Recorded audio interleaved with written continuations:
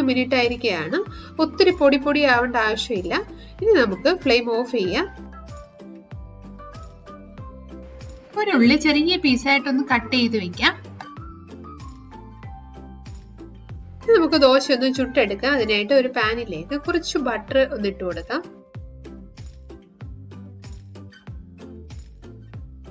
ഇതിലേക്ക് നമ്മൾ ഒന്ന് മിക്സ് ആക്കിയ ശേഷം മാവ് കുറേശ്ശെയായിട്ട് ഒന്ന് ഒഴിച്ചു കൊടുക്കാം.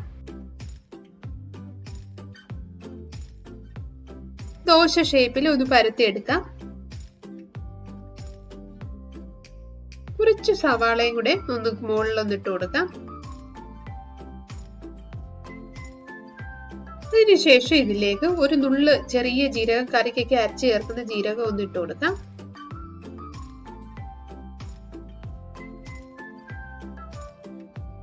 ഉള്ളി ചെറുതായിട്ടൊന്ന് പ്രസ് ചെയ്യാം.